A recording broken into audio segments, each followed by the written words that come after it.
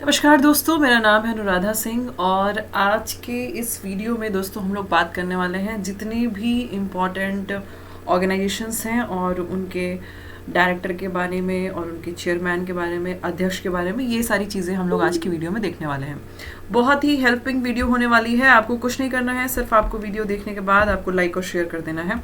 चलिए हम लोग स्टार्ट करते हैं दोस्तों। हम लोग सबसे पहले जितनी भी इन्वेस्टिगेशन ऑर्गेनाइजेशन है यानी कि गुप्तचर और जांच संगठन है, उनके प्रमुख के बारे में हम लोग देख लेते हैं। ठीक है, तो सबसे पहले दोस्तों अगर हम लोग बात करते हैं CIC के बारे में, तो CIC के बारे में यदि आपको पूछा जाता है दोस्तों कि इसके चीफ कौन है या उसके जो है कौन प्रमुख हैं, तो दोस्तों याद रखिएगा इनके प्रमुख का नाम है यशवर्धन कुमार सिन्हा। ठीक है, यशवर्धन कुमार सिन्हा इनका नाम है। CIC का फुल फॉर्म होता है दोस्तों सेंट्रल इंफॉर्मेशन कमीशन, ये आपको पता होगा। ये जो संस्था है दोस्तों, इसका मेन मोटिव ये होता है कि लोगों को कुछ जो भी इम्पोर्टेंट सूचनाएं हैं वो दी जाए। ठीक है, और ऐसी सूचनाएं जिसके साथ जिसमें ज़्यादातर सरकारी कार्यों के बारे में बताया जा रहा है, तो उनको ज़्यादा से ज़्यादा इधर से उधर ट्रांसफ़र करना सूचनाओं को, ये CIC का काम होता है। ठीक है, और CIC जो है दोस्तों, इसका गठन हुआ है 2005 में। अगर आपको कोई पूछे तो याद रखिएगा इसका गठन हुआ है 2005 में।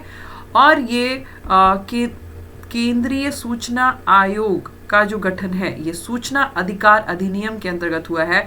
ये बात भी अपने दिमाग में आप रखिएगा। ठीक है, चलिए इसके बाद दोस्तों हम लोग आ जाते हैं यहाँ पे IB यानी कि इंटेलिजेंस ब्यूरो। ठीक है, इंटेलिजेंस ब्यूरो के चीफ कौन है दोस्तों, याद रखिएगा अरविंद कुमार जो है इंटेलिजेंस ब्यूरो के चीफ हैं। ये आप याद रख सकते हैं दोस्तों, बहुत इंपॉर्टेंट है। इंटेलिजेंस ब्यूरो कैसे काम करता है आपको पता होगा दोस्तों। इंटेलिजेंस ब्यूरो जितनी भी जो भी इंटरनल इंफॉर्मेशन है जिससे हमारे देश को किसी भी तरीके का हानि हो सकता है उसके बारे में पता लगाती है, तो ये एक खुफिया एजेंसी होती है इंटेलिजेंस ब्यूरो।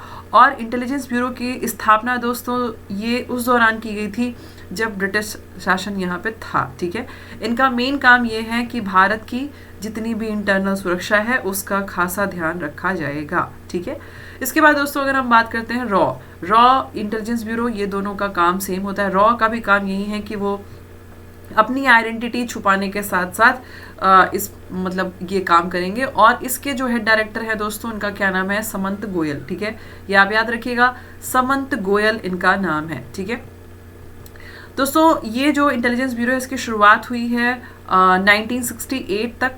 जब तक था तब तक तो ये सिर्फ और सिर्फ ये सिर्फ खुफिया चीज़ों के बारे में पता लगाते थे, लेकिन बाद में फिर बहुत सारे और भी जो भी बातें हैं यानी कि युद्ध से संबंधित जो चीज़ें हैं उसके बारे में भी इंफॉर्मेशन देने लगे। तो 1968 में इसकी शुरुआत हुई है। ठीक है, तो ये इनका मेजर काम है। नेक्स्ट में आते हैं दोस्तों नेशनल इन्वेस्टिगेशन एजेंसी NIA। तो NIA का गठन 2008 में हुआ है और इसके जो डायरेक्टर हैं, जो महानिदेशक हैं, उनका नाम है योगेंद्र चंद्र मोदी। ठीक है, याद रखिएगा दोस्तों, योगेंद्र चंद्र मोदी ये इसके डायरेक्टर हैं। इसके बाद दोस्तों ED, अंतरिम निदेशक इसके कौन है। ED को हम लोग बोलते हैं इन्फोर्समेंट डायरेक्टरेट। ठीक है, प्रवर्तन निदेशालय। तो प्रवर्तन निदेशालय जो है दोस्तों, इनका क्या काम होता है, ये जितने भी भारत में आर्थिक कानून होते हैं, जो इकोनॉमिक से रिलेटेड जितने भी लॉज हैं, उनको लगाता है ये। और इसके अलावा इसके जो डायरेक्टर हैं इनका नाम है संजय कुमार मिश्रा। ठीक है, ये भी आप अपने दिमाग में रखेंगे। उसके बाद आते हैं दोस्तों BRO जिसे हम कहते हैं बॉर्डर रोड ऑर्गेनाइजेशन। इसके महानिदेशक का नाम है लेफ्टिनेंट जनरल राजीव चौधरी। ठीक है, लेफ्टिनेंट जनरल राजीव चौधरी इनका नाम है। BRO को बोला जाता है दोस्तों बॉर्डर रोड ऑर्गेनाइजेशन, और इसे हम सीमा सड़क संगठन के नाम से भी जानते हैं, आप यहाँ पे देख सकते हैं। और उसके अलावा दोस्तों इनका काम यही है कि भारत से जितने भी सीमावर्ती क्षेत्र जुड़े हुए हैं वहाँ पर लगातार जो भी मतलब वहाँ की मेंटेनेंस है, वहाँ पे जो सड़कें जा रही हैं उसका खासा ध्यान ये रखेंगे। ठीक है, इनका यही काम होता है BRO का। ठीक है, BRO का गठन कब हुआ है दोस्तों, तो याद रखिएगा 1960 में, 1960 में इसका गठन हुआ है। ये भी आपको पूछा जा सकता है, तो ये याद रखिएगा। उसके बाद दोस्तों हम लोग यहाँ पे देख लेते हैं डायरेक्टर जनरल सशस्त्र सीमा बल, SSB के डायरेक्टर जनरल कौन है, महानिदेशक कौन है, कुमार राजेश चंद्रा इसके महानिदेशक हैं। ठीक है, SSB के महानिदेशक का नाम है कुमार राजेश चंद्र। ठीक है, 1963 में दोस्तों इसकी शुरुआत चीन भारत के युद्ध के बाद एसएसबी का शुरुआत हुआ है, तभी इसकी स्थापना भी हुई है।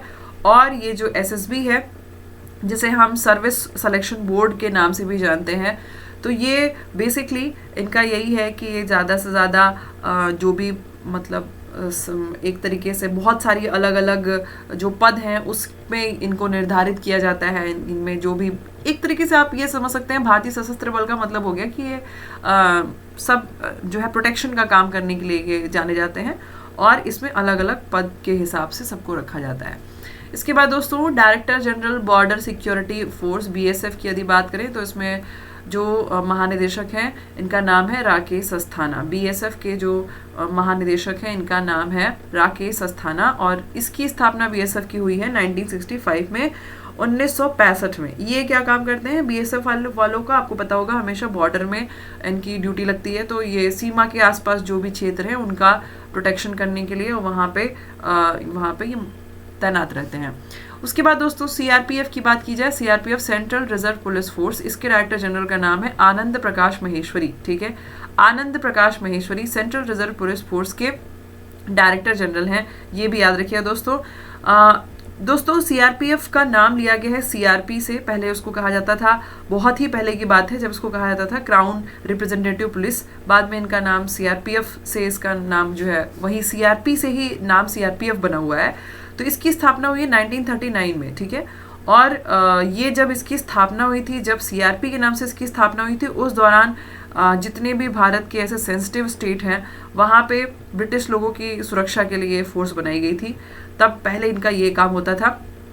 और बाद में 1949 में फिर सीआरपीएफ अधिनियम आया, उस हिसाब से इसका नाम चेंज कर दिया गया। ठीक है, तो ये है। इसके अलावा दोस्तों यहाँ पे director general national security guard NSG के डायरेक्टर जनरल का क्या नाम है SS Deswal. SS Deswal NSG के डायरेक्टर जनरल हैं। ठीक है, यहाँ पे हम लोग देख लेते हैं दोस्तों सीआईएसएफ हमारा छूट गया है। सीआईएसएफ जो है हम इसके बारे में भी देख लेते हैं। तो सीआईएसएफ बेसिकली क्या करता है दोस्तों, सेंट्रल इंडस्ट्रियल सिक्योरिटी फोर्स उसको हम लोग कहते हैं, और इनका जैसा नाम है इंडस्ट्रियल सिक्योरिटी फोर्स, तो ये उसी तरीके का काम करते हैं।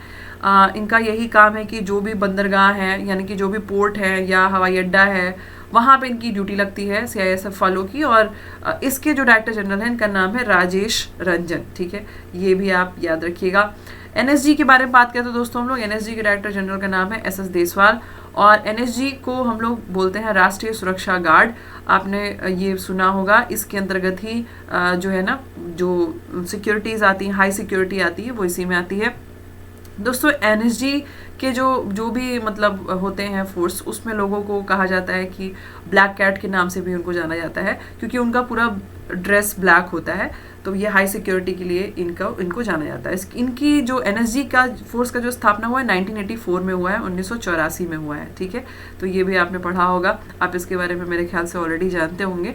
तो ये हाई सिक्योरिटी फोर्स के लिए इनका जो है इनको जाना जाता है। और उसके अलावा एक चीज़ यहाँ पे और भी आप याद रखेंगे, इनका जो शुरुआत है वो 1984 में किया गया था, और ख़ास करके ये इनका और भी काम है, इन आतंकवादी विरोधी जो भी एक्टिविटीज़ हैं, आतंकवादी विरोधी एक्टिविटीज़ को भी ध्यान रखते हैं, यानी कि उसमें भी इनका प्रोटेक्शन का काम रहता है। ठीक है, तो आतंकवाद से निपटने के लिए बेसिकली ये एनएसजी को बनाया गया है। उसके बाद दोस्तों यहाँ पे हम लोग देख लेते हैं स्पेशल प्रोटेक्शन ग्रुप। ठीक है, स्पेशल प्रोटेक्शन ग्रुप दोस्तों इसकी अगर हम बात करते हैं तो इसके महानिदेशक का नाम है अरुण कुमार सिन्हा। ठीक है, यहाँ पे एक चीज़ नोट कर लीजिएगा, जो जेट सिक्योरिटीज़ आती है और ये सब ये इसमें आती है, स्पेशल प्रोटेक्शन ग्रुप में आती है। ठीक है, और ये स्पेशल प्रोटेक्शन ग्रुप जो है इसके जो डायरेक्टर हैं इनका नाम है अरुण कुमार सिन्हा। ठीक है, ये भी याद रखिएगा। इसकी स्थापना दोस्तों कब हुई है 1988 में, 1988 में इनकी स्थापना हुई है।